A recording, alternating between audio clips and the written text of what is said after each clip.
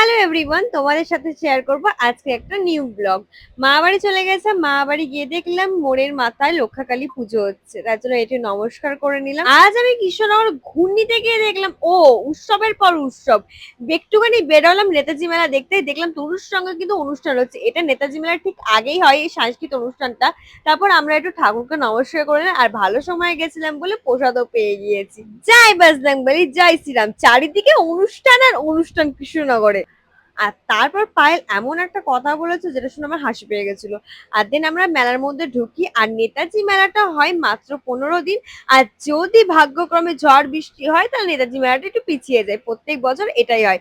ছোটবেলায় আসতাম, খুব মজা করতাম, প্রত্যেকটা দিন আসতাম। আর মেলাতে সেমন কিছুই বসেনি এখনো পর্যন্ত, সবে শুরু হচ্ছে, আজ থেকে শুরু হয়েছে মেলাটা। আর আমরা একটু ফুচকাও খেয়ে নিলাম, ফুচকার বসেছিল বলে খাওয়ারের মধ্যে। আর তারপর একটু মিকি মাউস চলছিলাম, কোনোদিনও গাইজ আমি চড়িনি। আর তারপর বাইরে বেরিয়ে দেখলাম একটা 12 বছরের ছোট্ট ভাই এই বুড়ির চুলগুলো বিক্রি করছিল। আমরা তো এটা বুড়ির চুল বলেই জানি, তার জন্য ওর কাছ থেকে দুটো বুড়ির চুলও আমি কিনে নিলাম।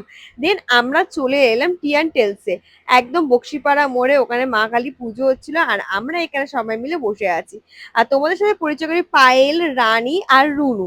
এরা হচ্ছে তিনটে আমার বান্ধবী, একদম ছোটবেলার বান্ধবী। আগে যখন আমি বেশিরভাগ মামা বাড়ি থাকতাম, আর মামা বাড়ি আসার মেন কারণ ছিল রানী, কারণ আমার বাড়ির এখানে যেমন কোনো একটা বন্ধু বান্ধব ছিল না, এরাই হচ্ছে আমার একদম ছোটবেলাকার বান্ধবী।